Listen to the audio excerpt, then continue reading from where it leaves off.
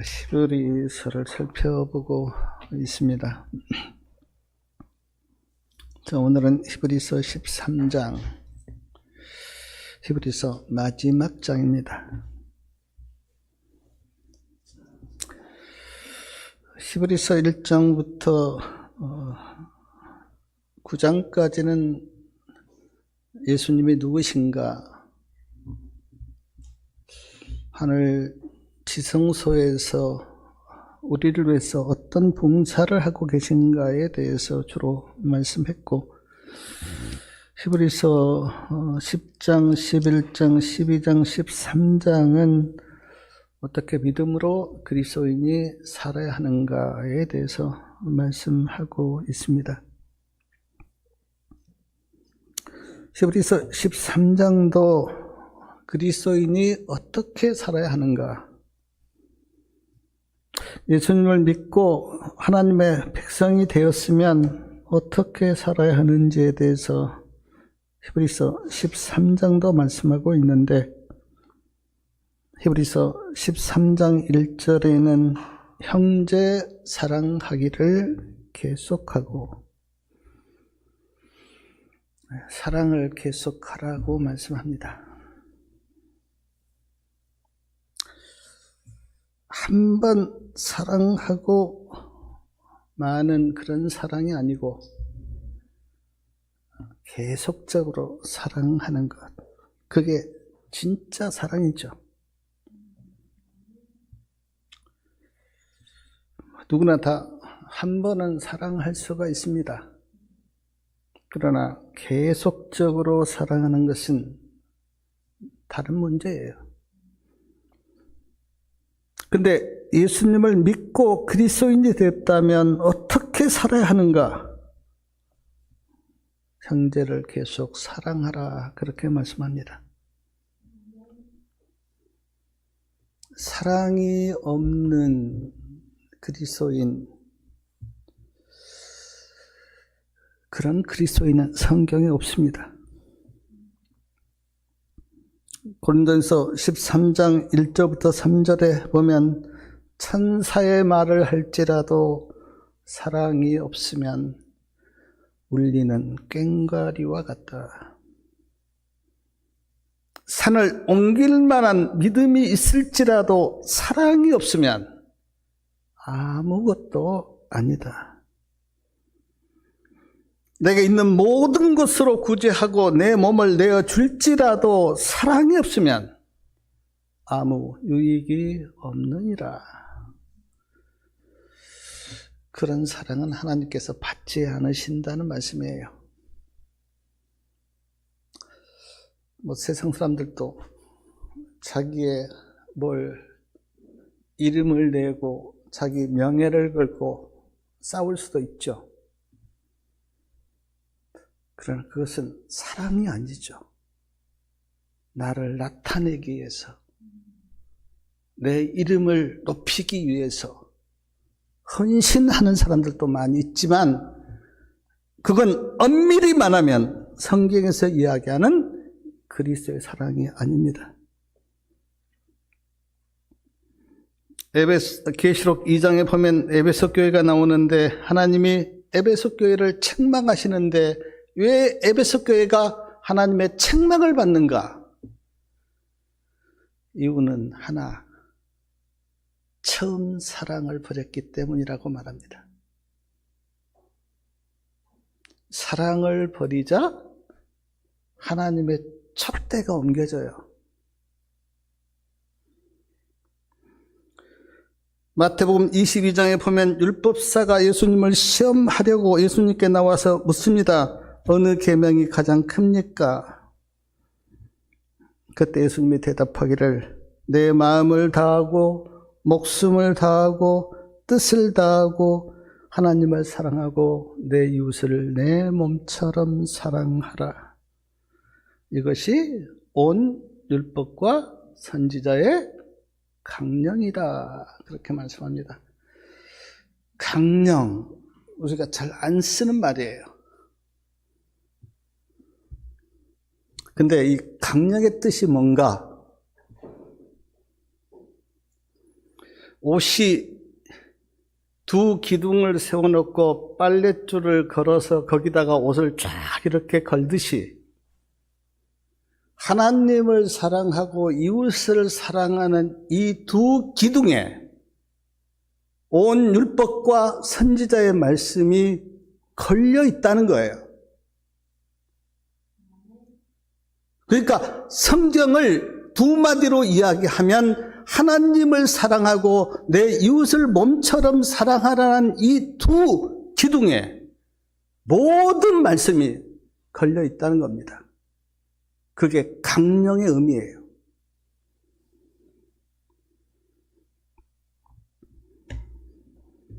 요한복음 13장 34절과 35절에는 말씀하기를 새 계명을 너희에게 주노니 서로 사랑하라. 내가 너희를 사랑한 것 같이 너희도 서로 사랑하라. 너희가 서로 사랑하면 이로써 모든 사람이 너희가 내 제자인 줄 알리라. 뭐 때문에요? 사랑하는 걸 보고요. 우리가 하나님의 제자인가 아닌가를 하나님께서 뭘 보고 판단하시냐면 우리가 사랑하는가 사랑하지 않는가를 보고 판단하신다는 겁니다. 물론 우리의 힘으로는 사랑할 수 없습니다. 우리에게는 사랑이 없어요. 그러나 성경에는 답하기를 성령이 하나님의 사랑을 우리 마음에 부어주시기 때문에 성령이 임하고 예수님이 마음에 계시면 사랑할 수 있다. 그렇게 성경에는 말합니다. 사랑하는 여러분, 사랑하는 성도가 되시길 바랍니다. 히브리서 13장 2절 말씀 다 같이 한번 읽어보겠습니다. 히브리서 13장 2절 손님 대접하기를 잊지 말라. 이로써 부주 중에 천사들을 대접한 이들이 있었느니라. 두 번째, 그리스도인이면 어떻게 살아야 하는가? 불쌍하고 어렵고 그런 사람들 잘 대접하라 그렇게 말합니다. 천사를 대접한 이들이 있었다 그랬는데 창세기 18장에 보면 아브라함이 장막 문에 앉아 있었어요. 그런데 저 멀리서 세 사람이 서서 있는 겁니다. 아브라함이 그 새 나그네를 보고 성경에 보니까 뛰어갔다 그랬어요. 달려가서 그들을 아주 겸손하게 맞이합니다. 그리고 그 새 나그네를 집으로 초청을 해서 이제 발을 씻도록 물을 떠다가 주고 떡을 만들어서 극진히 대접했어요. 누군지도 모르고요. 그냥 나그네라 생각하고. 근데 나중에 알고 나니까 이 세 분 중에 한 분은 하나님이셨고 두 분은 천사였습니다. 나그네를 대접했는데 하나님을 대접하고 천사를 대접한 거예요.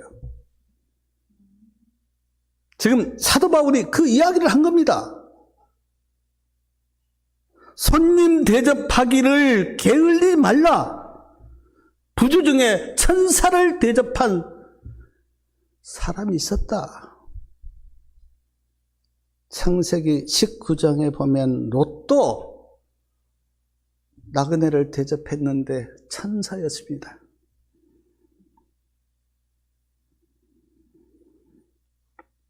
재림 신도의 가정 445페이지에는 남을 대접하는 정신이 사라지면 마음이 이기심으로 변한다.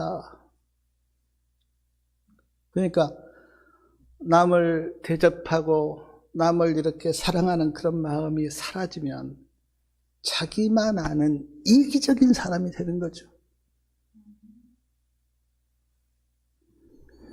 그래서 교회 지도자 자격으로 디도서 1장 8절에 보면 나그네를 대접하라 그렇게 말씀합니다. 그게 교회 지도자의 자격이었어요.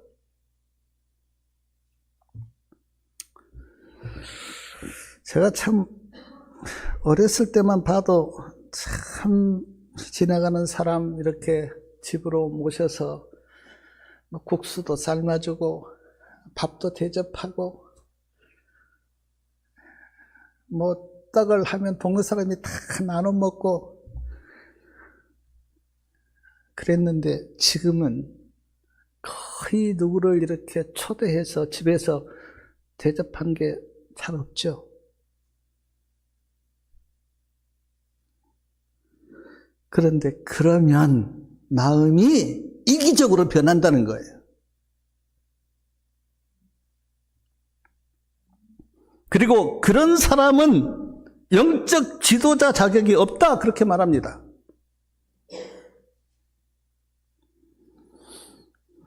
마태복음 25장 양과 염소의 비유에 보면 예수님이 이런 말씀하십니다. 지극히 작은 자 하나에게 한 것이 나에게 한 것이고 지극히 작은 자 하나에게 하지 않는 것이 나에게 하지 않는 것이다. 그러니까 지금 예수님을 누구와 동격으로 이렇게 말씀하셨냐면 지극히 작은 자. 그래서 우리가 예수님이 안 보이시고 예수님이 어디 계신지 우리가 알 수 없지만 불쌍한 사람 대접하면 그게 곧 예수님을 대접하는 거예요. 왜냐하면 예수님께서 지극히 작은 자 하나에게 한 것이 나에게 한 것이다 그렇게 말씀하셨기 때문에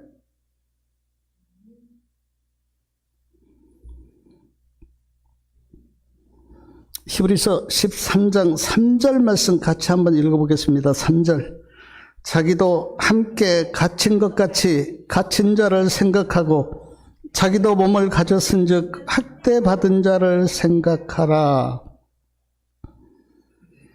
갇힌 자를 생각하라 그랬는데 내가 갇힌 것 같이 갇힌 자를 생각하라 그럽니다.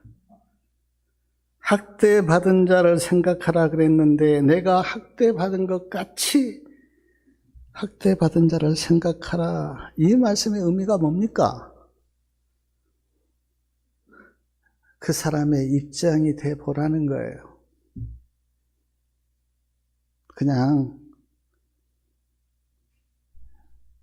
마음에 없는 소리 하지 말고 그냥 입 서비스 그렇게 하지 말고 진짜 내가 그 사람의 입장이 돼 보라는 겁니다.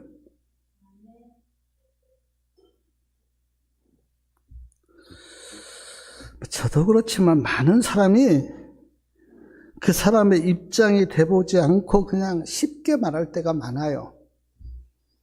근데 그런 말은 감동을 주지 못합니다.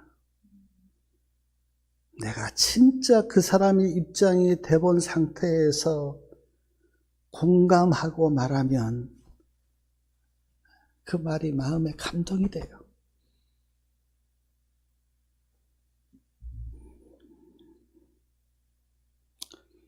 불쌍한 사람이 있다면 진짜 내가 그 사람의 입장이 돼보고 어려움 가운데 처한 사람이 있다면 진짜 내가 그 사람의 입장이 돼본 그런 마음으로 그 사람에게 말도 하고 위로도 하고 그러라는 거예요. 로마서 12장 15절에 보면 즐거워하는 자들로 함께 즐거워하고 우는 자들로 함께 울라 그렇게 말씀하시는데 이러려면 공감을 해야죠. 공감. 그래서요 진짜 기쁜 사람 만나면 나도 정말 기뻐하면서 그렇게 말해야 돼요. 슬픈 사람 만나면 진짜 슬퍼하면서 말해야 돼요. 그래야 위로가 돼요.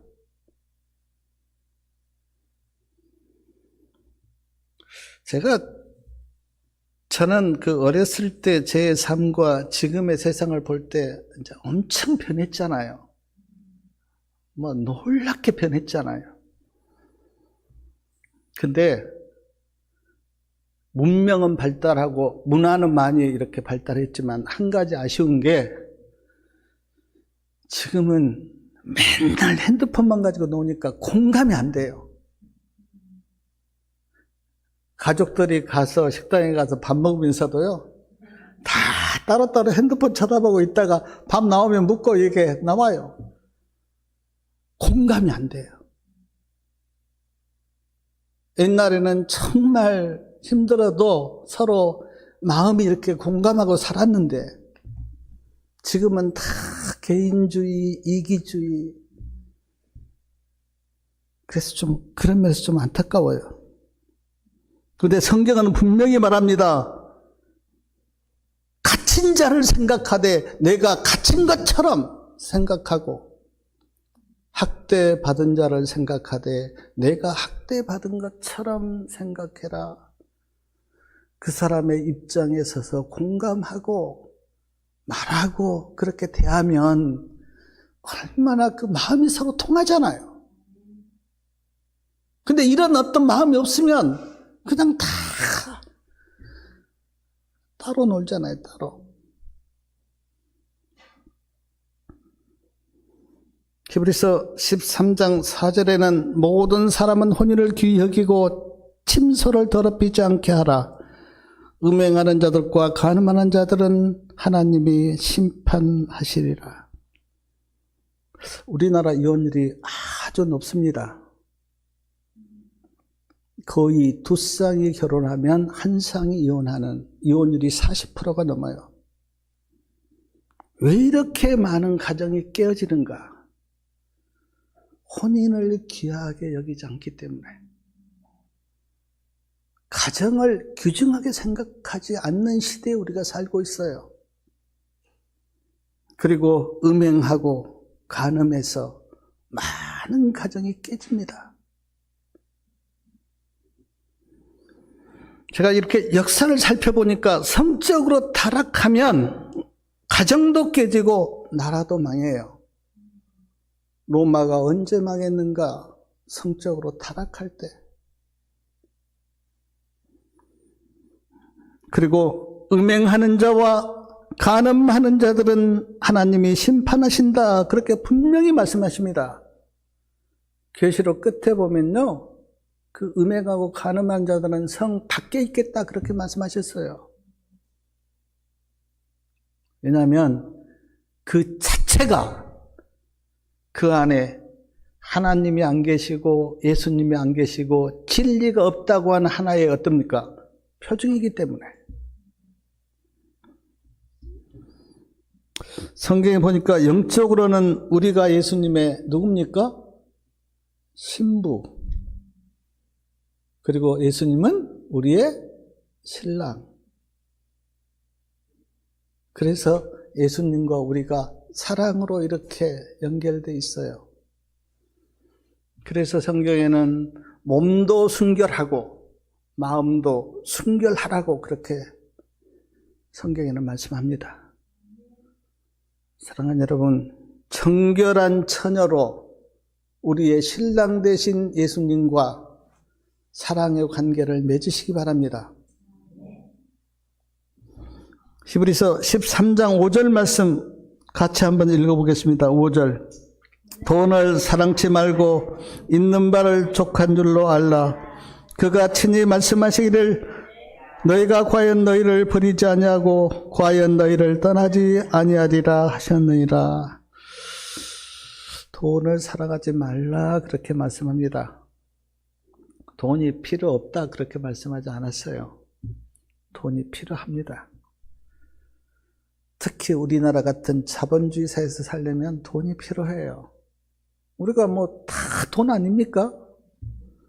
돈을 벌지 말라거나 돈이 필요 없다 그렇게 말씀하지 않으시고 돈을 사랑하지는 말라. 왜냐하면 돈을 사랑하면 돈밖에 모르는 사람이 되기 때문에 그냥 형제 우애나 가족 간의 어떤 그런 거나 다 그냥 버리고 돈 하는 사람 보면 그 사람은 모든 게 돈이죠. 돈만 알죠. 형제간에 돈 때문에 이상하고 원수된 사람 많고요. 요즘은 제가 몰랐는데 옛날 뉴스에 보면 보험금 때문에 어떻습니까? 남편은 아내 죽이고 아내는 남편 죽이고 보험금 타려고.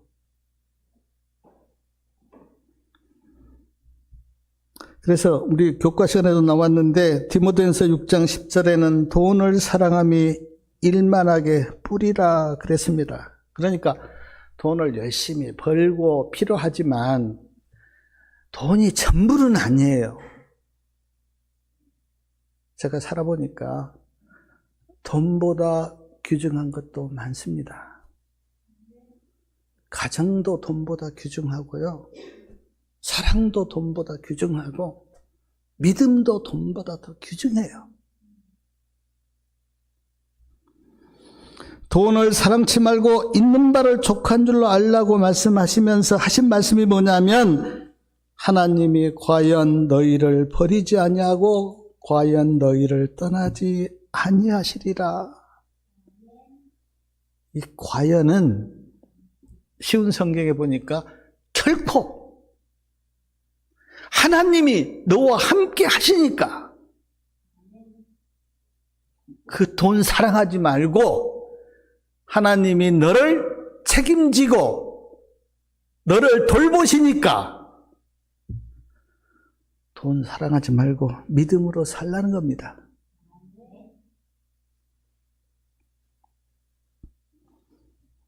사랑하는 여러분, 그리스도인은 돈으로 사는 사람들 아니잖아요. 우리는 믿음으로 살고 은혜로 살고 말씀으로 사는 사람들이지 돈으로 사는 사람들은 아니잖아요. 하나님이 약속하시잖아요. 내가 너와 함께하고 내가 너를 돌보겠다. 그러므로 사랑하는 여러분, 열심히 일해서 돈은 버시되 너무 돈 하지 말고 돈을 사랑하지 않기를 바랍니다. 하나님께서 다 믿음으로 살면 먹이세요. 저는 제 삶을 통해서 분명하게 느낀 게 하나 있어요. 제가 돈을 많이 벌지도 못하지만 하나님께서 지금까지 다 먹이시고 채워주시고 빚 1원도 없습니다. 저는 통장에 저금 어느 정도 해놨어요. 저는 성미 엄마가 가끔 늙어서 어떻게 살 거냐고 묻는데 저 걱정 안 합니다. 그리스도인은 돈으로 사는 사람들 아니에요. 하나님 붙들고 믿음으로 사는 사람들이 예수를 믿는 그리스도인이에요. 그래서 히브리서 13장 6절에는 그러므로 우리가 담대히 가로되 주는 나를 돕는 자시니 내가 무서워 아니하겠노라. 사람이 내게 어찌하리요 하노라. 담대하게 말합니다. 주는 나를 돕는 자시다. 사람이 내게 어떻게 하겠느냐? 내가 사람을 무서워 않겠다. 성경에 보면요, 많이 나온 말씀이 하나님이 우리를 돕는다. 그 말씀이 참 여러 번 나와요. 두려워하지 말라는 말씀도 많이 나옵니다. 그러므로 사랑하는 여러분, 말씀 믿고 하나님 믿고 두려워하지 마시고 믿음으로 사시길 바랍니다. 히브리서 13장 7절에는 하나님의 말씀을 너희에게 이루고 너희를 인도하던 자들을 생각하며 저희 행실의 종말을 주의하여 보고 저희 믿음을 본받으라고 하였고, 히브리서 13장 17절에도 너희를 인도하는 자들에게 순종하고 복종하라. 저희는 너희 영혼을 위하여 경성하기를 자기가 회개할 자인 것 같이 하느니라. 저희로 하여금 즐거움으로 이것을 하게 하고 근심으로 하게 말라. 그렇지 않으면 너희에게 유익이 없느니라. 지도자들을 생각하고 지도자들에게 순종하라, 그렇게 말씀합니다. 물론 여기에는 조건이 있습니다. 지도자가 어떻습니까? 영적이고 백성들을 올바로 인도해야 돼요. 진리로 인도하고 진리를 가르치는 그런 영적인 지도자여야 합니다. 그런 지도자들에게 순종하고 어때요? 그의 믿음을 본받으라, 그렇게 말씀합니다. 저는 생각해 봅니다. 백성들을 잘 진리로 인도하는 지도자, 그리고 그 지도자와 함께 이렇게 서로 믿음의 길을 가는 성도들, 그런 상상을 해봐요. 얼마나 보기에 아름답고 그 모습을 보면 하나님께서 기뻐하실까? 물론 우리의 모범은 예수님이세요. 우리가 예수님을 본받고 예수님을 따라가야 하는데, 그러나 사람 가운데도 영적인 지도자가 한 분 계시면 참 좋습니다. 왜냐하면 내가 영적으로 힘들 때 찾아가서 영적으로 대화하고 영적인 지도를 받으면 참 좋아요. 저는 몇 년 전에 돌아가셨는데 디바이 목사님, 저는 잊혀지지 않아요. 그 목사님의 모습이. 제가 봤던 그 디바이 목사님, 온유하시고 겸손하시고, 그분의 입술에서는 늘 예수님을 말씀하고 예수님을 높여요. 그리고 그분의 말이나 그분의 모습에서 얼마나 그 사랑이 우러나온지 모르겠어요. 제주총회 때 와서 기도하시는데, 제가 영어를 잘 모르지만 그 기도의 그 음성 자체가요, 얼마나 그 임재, 예수님의 임재가 느껴지는지 모르겠어요. 그 디바이 목사님을 생각하면 나도 닮고 싶다, 그런 마음이 들기도 합니다.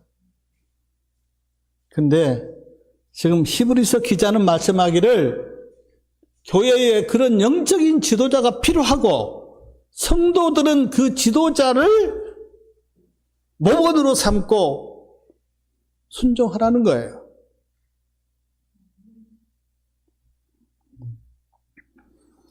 그리고 히브리서 13장에는 우리 8절, 우리가 너무나 많이 들었던 말씀인데 8절 같이 한번 읽어보겠습니다. 예수 그리스도는 어제나 오늘이나 영원토록 동일하시니라. 사람은 조석으로 변하죠. 마음이 이리 흔들리고 저리 흔들리고. 근데 예수 그리스도는 어제나 오늘이나 영원토록 동일하시다. 예수님은 편하지 않으십니다. 마음이 한결같으세요. 천년 전에나 지금이나 마음이 예수님은 한결같으세요. 편치 않으세요. 우리는 조석으로 변하지만 예수님은 한결같으세요. 그래서 우리가 예수님을 믿는 겁니다. 예수님이 변하신다 생각하면 우리가 어떻게 예수님 믿겠어요? 이럴 때는 이렇게, 또 저럴 때는 저렇게 예수님이 변하시면 어떻게 우리가 믿겠어요? 근데 예수님의 마음은 어제나 오늘이나 영원토록 편치 않으시고 동일하시다.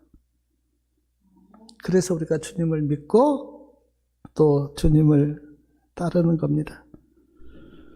히브리서 13장 9절에는 여러 가지 다른 교훈에 끌리지 말라. 마음은 은혜로서 굳게 하며 아름답다. 그렇게 말씀합니다. 특히 이 말씀은 오늘 우리에게 해당된 것 같아요. 왜냐하면 지금 너무나 많은 다른 음성들이 많기 때문에, 다른 교훈들이 너무 많아요. 진리가 아닌 다른 음성들이 너무 많아요. 그래서 성경은 말씀합니다. 다른 교훈에 빠지지 말고 은혜로 마음을 굳게 하라. 예수님 안에서, 말씀 안에서 마음을 견고하게 하지, 다른 음성들에 유혹되지 말라. 그렇게 말씀합니다. 요즘은 참 세상은 좋아요. 이렇게 유튜브 들어가서 치면 쫙 나옵니다. 저도 가끔 들어보는데, 근데 세상의 소리를 많이 들으니까 도리어 헷갈려요. 왜냐하면 사람마다 다르거든요. 의학 정보도 들어가서 보면 어떤 사람은 소금을 많이 먹으라 했다가, 어떤 사람은 소금을 적게 먹으라 했다가, 어떤 사람은 또 물을 많이 먹으라 했다가, 어떤 사람은 너무 물 많이 먹지 말라 그랬다가, 혈압도, 제가 혈압에 관심이 많은데 혈압도 들어가서 보니까 어떤 사람은, 어떤 의사는 그 혈압 높은 거 신경 쓰지 마라. 그 몸이 다 알아서 그렇게 하는 거다. 어떤 의사는 혈압 높으면 안 된다. 뭐가 맞는지 모르겠어요. 사랑하는 여러분, 예수님 붙들고 말씀 붙들고 내 영혼과 믿음을 지키시길 바랍니다. 그게 가장 옳은 길이에요. 히브리서 13장 11절과 12절에는 속죄제물의 피는 대제사장이 속죄소에 뿌리고 제물은 영문 밖에 불살랐다. 그렇게 말씀하시면서 예수님도 자기 피로써 백성을 거룩하게 하려고 성문 밖에서 고난을 받으셨다. 그렇게 말씀합니다. 그러면서 우리 13장 13절 같이 한번 읽어보겠습니다. 그런즉 우리는 그 누경을 지고 영문 밖으로 그에게 나아가자. 자, 예수님이 성문 밖에서 고난을 받으셨다 그랬는데 갈바리가 어디에 있습니까? 예수님 지금 갈바리에서 십자가를 지고 돌아가셨는데 갈바리는 예루살렘 성문 밖에 있었어요. 그래서 여기 지금 성문 밖에서 고난을 당하셨다고 하는 그 말씀은 예수님께서 갈바리에서 십자가를 지고 돌아가셨는데 그 갈바리가 성문 밖에 있었다는 겁니다. 그래서 히브리서 기자는 그 영문 밖으로 예수님께 나아가자 그렇게 말씀합니다. 사랑하는 여러분, 우리는 예수님이 계신 곳으로 가야 돼요. 예수님이 영문 밖에 계시면 그 예수님께 가야 되고, 근데 증언에 보면 오늘 예수님은 어디 계십니까? 지성소에. 그래서 우리가 예수님을 따라서 지성소로 들어가서 지성소에서 비춰지는 빛을 받고 믿음으로 살라고 그렇게 말씀합니다. 계시록 14장 4절에 보면 14만 4천인의 특징 중에 하나가 어린 양이 어디로 인도하든지 뭐요? 따라가는 자며. 우리는 예수님을 따라가야 돼요. 히브리서 기자가 이때 이 편지를 쓸 때는 예수님이 영문 밖에서 십자가를 지셨기 때문에 그 예수님의 계신 그 길로 우리가 가자 그렇게 말씀하셨는데 우리는 그때서부터 계속 예수님이 갈바리에서 또 성소로 들어가시고 또 성소에서 봉사하시다가 지금은 지성소에 계신다고 하는 우리는 진리를 배웠어요. 그래서 우리도 쭉 예수님을 따라서 갈바리와 성소와 지성소로 우리도 믿음으로 가야 됩니다. 우리 히브리서 13장 15절 말씀 같이 한번 읽겠습니다. 이러므로 우리가 예수로 말미암아 항상 찬미의 제사를 하나님께 드리자. 그는 그 이름을 증거하는 입술의 열매니라. 우리가 예수로 말미암아 항상 찬미의 제사를 하나님께 드리자. 이것이 예수님의 이름을 증거하는 입술의 열매다 그랬습니다. 사랑하는 여러분, 우리가 진짜 구원받은 하나님의 백성이라면 입술의 열매가 뭐라고요? 하나님을 찬양하는 것, 예수님을 찬양하는 것. 그래서 시편 그 뒤편 시편이 150편까지 있는데 시편 140편 이후에 보면 계속 뭐가 나옵니까? 하나님을 찬양하라, 찬양하라, 찬양하라. 시편 150편 6절에는 호흡이 있는 자마다 하나님을 찬양하라.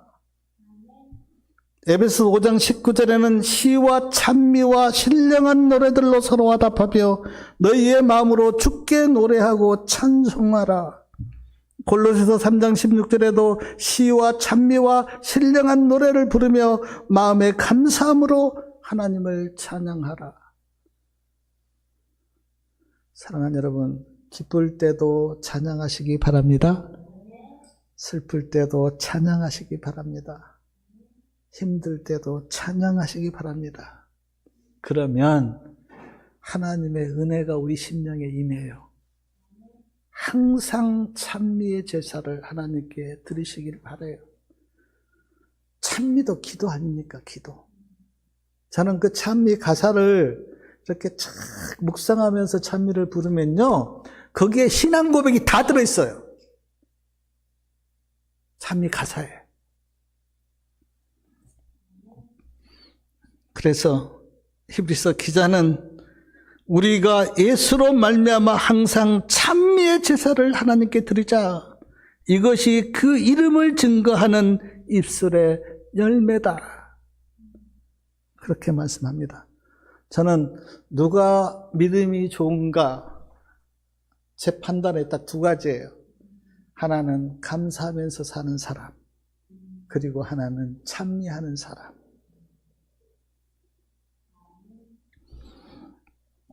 히브리서 13장 16절에는 오직 선을 행함과 나눠주기를 잊지 말라. 이 같은 제사는 하나님이 기뻐하시느니라. 하나님이 기뻐하는 제사가 뭐라고요? 선을 행하고 서로 나눠주기를 잘하는 사람. 그게 하나님이 기뻐하는 제사라는 겁니다. 우리가 잘 아는 로마서 12장 1절에도 형제들아 내가 하나님의 모든 자비하심으로 너희를 권하노니 너희 모든 몸을 하나님이 기뻐하시는 거룩한 산 제사로 드리라. 이것이 너희의 드릴 뭐라고요? 영적 예배다. 그래서 우리가 안식에 나와서 예배 드리고 그런 것 중요하죠. 그러나 우리가 여기에서 끝나면 안 돼요. 우리가 이제 안식일에 예배를 잘 드렸으면 일요일부터 다음 금요일까지 어떻습니까? 선을 행하고 나눠주기를 잘하고 우리의 몸으로 하나님을 찬양하고 그것이 진짜 예배라는 거예요. 그게 진짜 예배라는 거예요. 그게 영적 예배라는 거예요. 그게.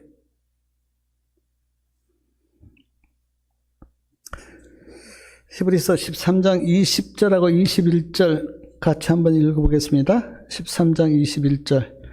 양의 큰 목자이신 우리 주 예수를 영원한 언약의 피로 죽은 자 가운데서 이끌어내신 평강의 하나님이 모든 선한 일에 너희를 온전케 하사 자기 뜻을 행하게 하시고 그 앞에 즐거운 것을 예수 그리스도로 말미암아 우리 속에 이루시기를 원하노라. 영광이 그에게 세세무궁토록 있을저다. 아멘. 여기서 특별히 영원한 언약의 피 20절에 그렇게 나와 있는데 화이트 주석에 보면 이런 말씀이 있습니다. 제가 읽어드리겠습니다. 히브리서 13장 20절에 대한 주석이에요.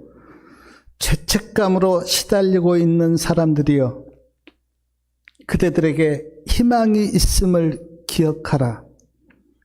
인류의 구원은 언제나 하늘에서 열렸던 회의의 토론 제목이었다.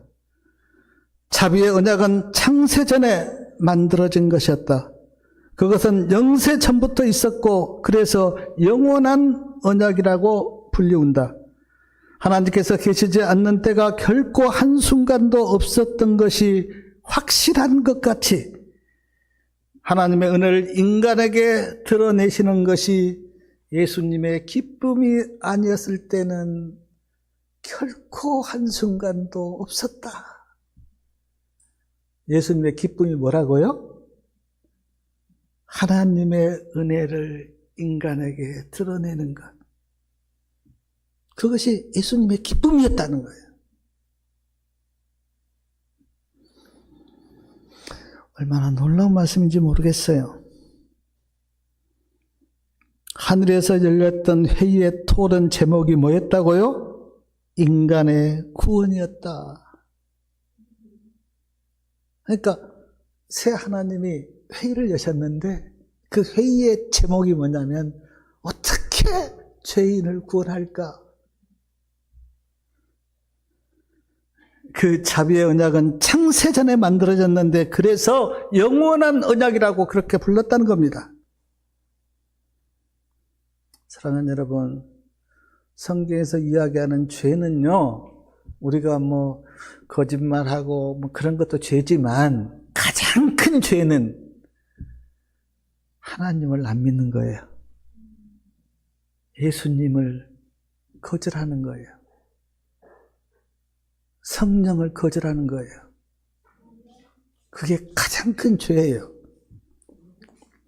히브리서 13장 22절부터 25절까지는 마지막 권면과 인사인데 거기에 보면 형제들아 내가 여러 권면한 것을 받아들이라 그렇게 말씀합니다. 내가 너희를 권하노니 권면의 말을 뭐하라? 용납하라. 그리고 우리 형제 디모데가 풀려났다 그렇게 말합니다. 그리고 디모데가 속히 오면 내가 디모데와 함께 너희를 가서 보리라. 너희를 인도하는 자 그리고 모든 성도에게 문안하라. 이탈리아에서 온 자들도 너희에게 문안하느니라. 25절 우리 같이 한번 읽겠습니다. 은혜가 너희 모든 사람에게 있을지어다. 히브리서는 이렇게 끝납니다. 제가 열 몇 시간에 걸쳐서 히브리서를 쭉 생각해 보았어요. 히브리서를 통해서 예수님이 누구시며 지금 어디에서 무슨 일을 하고 계시며 우리의 구원을 위해서 예수님이 어떻게 역사하시고 그 예수님 안에서 우리는 어떻게 살아야 하는지 히브리서에서 쭉 보았습니다. 히브리서 말씀을 마음에 좀 깊이 새기시고 우리 성도님들의 믿음이 히브리서를 통해서 강건해지고 그래서 정말 찬미하며 또 우리의 삶으로 예수님의 영광을 드러내는 주의 백성들 다 되시기 바라면서 말씀을 마치겠습니다.